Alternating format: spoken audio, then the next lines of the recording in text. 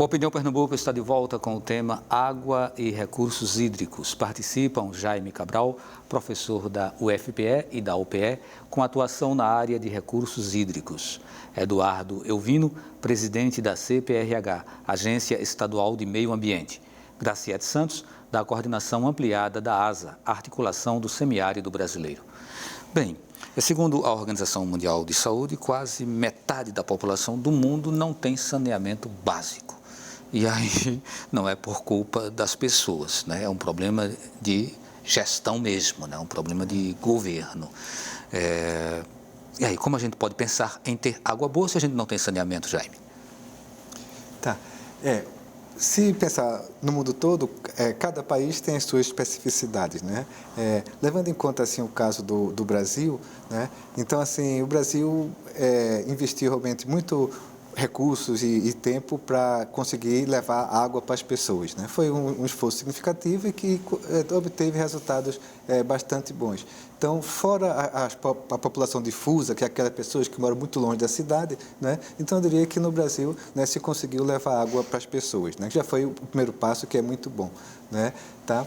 E aí depois o outro passo, que realmente a questão do esgoto. Então esse caminhou devagarzinho. Alguns estados foram melhor, né? Outros foram bem mais lentos, né? Pernambuco é um estado que passou-se muitos anos sem fazer quase nada de esgotamento sanitário, aí agora está retomando, né? Na região metropolitana, retomando de uma certa forma aí, com a parceria, né? E pelo interior, de outra forma também, né? Bom, eu diria assim, como você falou, é um problema de gestão e é um problema de estabelecer prioridades, né? Então, eu diria assim que governos anteriores, eles digamos assim, não dava para, talvez, inaugurar uma tubulação que está embaixo da terra, então isso não era prioridade, né? E aí o pessoal, agora viu que realmente é prioridade e se fala bastante isso, que cada real que você aplicar do esgotamento sanitário, você às vezes economiza R$2, R$3 no sistema de saúde. Então, é um bom investimento, né? E fora o fato que as pessoas vão ter melhor qualidade de vida, né? Então, assim, problema de gestão, mas eu diria que foi problema de inversão de prioridades, né? Não viram a tempo que seria uma prioridade muito importante a investir no saneamento básico, né? Eduardo Elvino, o que é que nós temos de água boa? O Capibaribe, a água não serve, não presta, né, para consumo humano. O Beberibe, idem. O Ipojuca também com grande margem de poluição. Os riachos secando. O que é que nos resta? Vamos ter que ficar dependendo só das barragens mesmo, nos conformar com isso, ou esse quadro vai mudar? Então, a tendência é que o quadro mude. Como o professor colocou, nós passamos muito tempo ao longo desses 40, 50 anos sem investimento concreto no saneamento básico. Poderia fazer um mapeamento do que é que nós temos hoje de água? Os aquíferos, por exemplo, de Pernambuco, o que é que nós temos no subsolo? O que é que nós temos aí desses rios? As nascentes deles ainda fornecem água que seja aproveitável? Então, a gente é bem complexo falar em relação às suas nascentes, porque boa parte das nascentes dos nossos principais rios estão localizados no agreste. Então, nós temos o Ipojuca localizado em Arco Verde. Nós temos o Capibaribe localizado em Jataúba e algumas nascentes, Porção, ali tem muita briga ainda para saber quem é a nascente do Capibaribe, com um bom destaque para Jataúba. E aí você tem, principalmente o Capibaribe, uma zona de que seria uma área alta, com potencial grande de reflorestamento daquelas nascentes para providenciar, vamos dizer assim, proteger suas águas até embaixo. E aí nós temos um trabalho que é muito bem desenvolvido pelo professor Ricardo Braga, que logo abaixo tem as barragens subterrâneas que conseguem aí os rios de areia, passando ali por dentro de Santa Cruz do Capibaribe, Toritama, onde se faz um trabalho muito interessante em relação a proteger a água embaixo da camada superficial, no caso de areia, fazendo com que se tenha um pouco de gestão sobre essas águas. E aí a pergunta, a gente vai utilizar essas águas? Vamos sim. Agora é um processo lento. Assim como o professor colocou, muitos políticos ainda têm a ideia de que enterrar tubulação de esgoto é enterrar dinheiro, porque isso não mostra a população.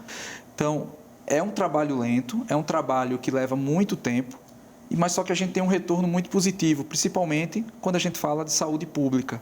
A gente retirar aí matéria orgânica de rio, tirar daí poluição, a gente vai ter uma qualidade depois para captar essa água e tratar com um custo bem menor. A gente tentar evitar esse custo no tratamento de água é muito importante. Está aí nossas grandes viroses, que é justamente pela falta de gestão inicial, mas por uma falta também de pensamento em relação a como armazenar essa água. Então, nós temos aí grandes reservatórios, aí está o grande problema da dengue, não só aqui em Pernambuco, mas todo o país. Quando você começa a armazenar essa água, você começa a trazer vetores para dentro de casa. E aí essas viroses começaram a aparecer no Brasil em virtude justamente desse crescimento desordenado que nós tivemos ao longo de nossas décadas e um social bastante afetado. E aí eu concordo com Graciete quando ela coloca que as pessoas foram muito maltratadas no passado, as cidades foram marginalizadas. E a gente tentar mudar esse cenário da noite para o dia, vamos dizer assim, é bem complicado. Mas vamos sim ter condições de utilizar essas águas. Sabemos que hoje boa parte das nossas águas ainda advém de barragens e que a gente tem aí grandes ciclos chuvosos e que a gente não tem tanta gestão sobre as chuvas, fazendo com que a gente utilize a maior parte dessas águas de reservatórios.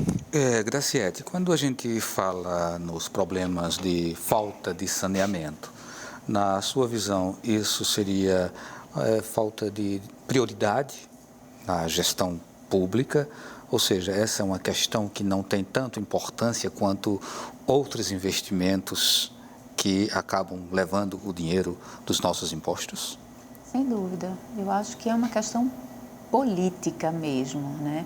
De pensar o que é importante, o que é básico, né? A saúde e a educação são questões básicas para qualquer organização de uma sociedade. Sem água não povo, existe né? saúde, não é? Exatamente. Então, uma coisa está ligada à outra. Por isso que eu acho que a discussão da água, ela acaba, né, trazendo toda uma questão da sustentabilidade, né, da vida do planeta, porque a água é vida, né?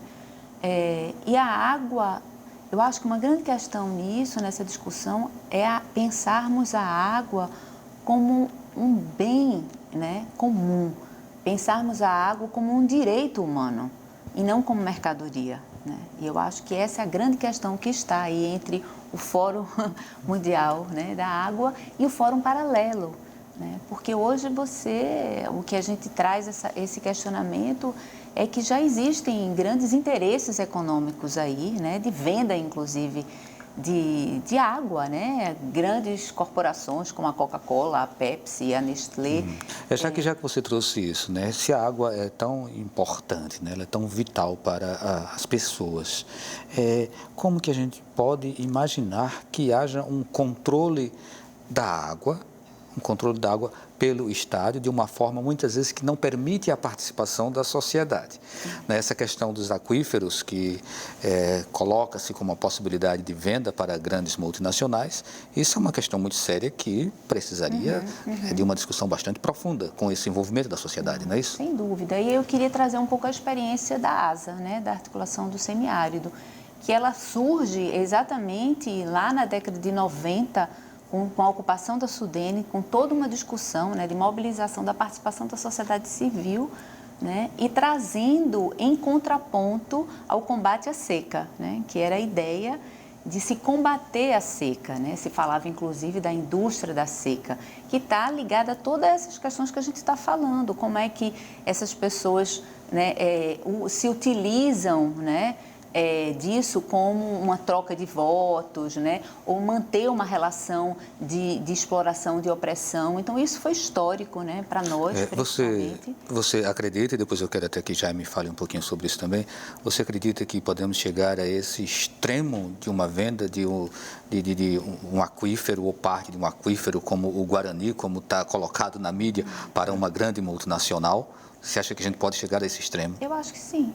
Eu acho que, é claro que isso, eu digo acho que sim, não torcendo para que isso aconteça, muito pelo contrário. Eu acho que a gente precisa, né, enquanto sociedade civil organizada, também se mobilizar, e é isso que tem feito, né, os grandes conflitos que existem nesses territórios, onde existem populações e povos ali que vivem, que têm as suas tradições, e que são retirados, né, com todas essas catástrofes que a gente está de poluição dos rios, mas de retirada das pessoas, né? São pessoas Então, eu acredito que a gente tem uma correlação de força muito pesada, né? Tem muito a ser feito pela sociedade também nesse momento, né? Mas depois eu queria voltar. Depois você continua para a gente não centralizar. Porque eu não falei da alternativa, certo. Que é o mais importante. A gente vai para já, mas a gente ainda volta por você.